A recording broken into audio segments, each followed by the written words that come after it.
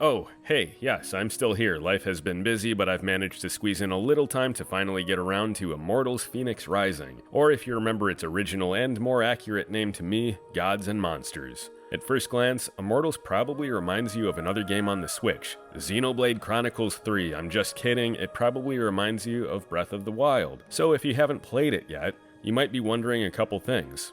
Does it play like Breath of the Wild? Is it better? Is it worse? Well, in the 12 hours or so I've played of it so far, it definitely reminds me of Breath of the Wild, but to me it plays more like a combination of Breath of the Wild, Assassin's Creed, and God of War. And though I wouldn't call it better than Breath of the Wild, there's a lot of good and even great things in Immortals, and I'm having a lot of fun in this game.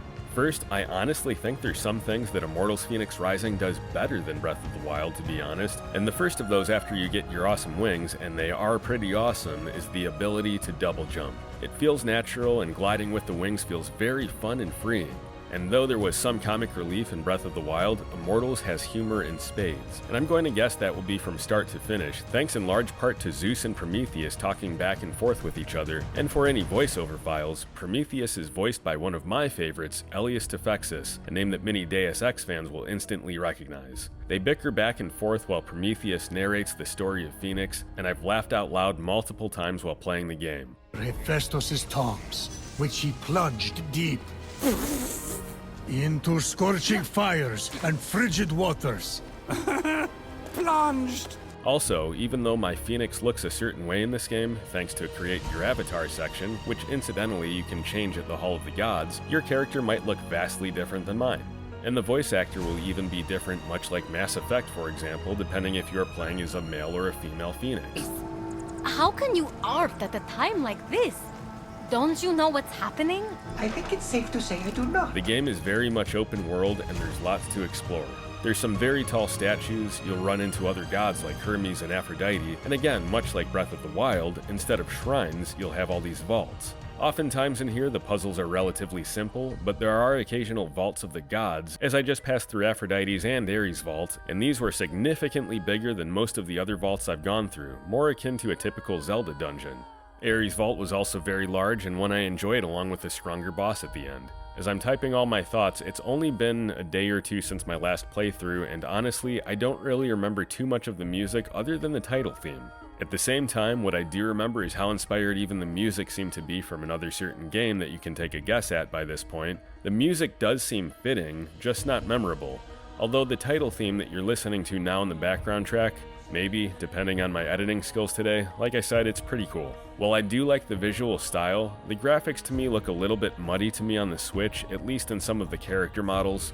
The environments do look clean, but I can't help but think how much better this would look on the other systems. While I haven't completed the game, what I do love about the story unfolding is the way Prometheus might describe something, and then Zeus might argue about how it actually happened. When this happens, we might see Phoenix looking at one particular monster who will then change in a poof of smoke to another monster based on the hilarious dialogue between Zeus and Prometheus.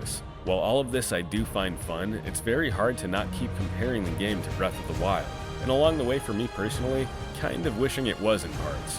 It does enough to differentiate itself, and the Greek gods and mythology are a lot of fun, but it just seems like it falls short of the typical Zelda magic that a lot of us love.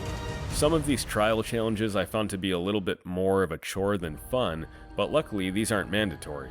But like many other open worlds, after a certain time, it can get a little bit tiresome and you think, okay, I want to beat this game now and move on with my life, or beat this game and get another game and not ever go outside or bathe again. Then you realize you've been doing side quests and have a much larger portion of the map that you haven't even explored yet. While Immortals Fenyx Rising I would actually say is a very fun game, it lacks a certain polish that Breath of the Wild has, and I also think the lack of any town somewhat hurts the game a little bit. The game does borrow heavily, unashamedly, from Zelda, even with one of the so-called godly powers, which is basically magnesis from Zelda, and I'm pretty sure the game doesn't even mention it, but there's the Flurry Rush move from Breath of the Wild if you dodge an attack at the last second. Having played what I've played of Immortals, I found myself getting a little bit tired, but at the same time, I know there's still some fun stuff I'm just getting around to, like taming and riding horses, and summoning one out of thin air is honestly great when it's available. The voiceover banter is hilarious and adds a great deal to the game, because quite frankly without it, I think the game might feel a little bit more generic, at least if you haven't played Breath of the Wild. If you haven't played Breath of the Wild, personally, I'd just pass on this game and play that instead. I've heard other people say that Immortals is its own thing, but honestly, I'd call it pretty unashamed in its cloning of Breath of the Wild. But they say imitation is the sincerest form of flattery also, and if you absolutely love Greek mythology and open world games, then you might want to check this one out. And if nothing else, maybe this can hold you over until Tears of the Kingdom is out. At the end of the day, I'm having a great deal of fun with Immortals Fenyx Rising, and especially since I got it on eShop at a sale of $15, I'd call it well worth that anyway. Anyway, thanks for watching. Let me know what games you're playing now or what you're looking forward to. I might be back with some different kinds of content soon, but in the meantime, don't forget to click subscribe, and I'll see you next time.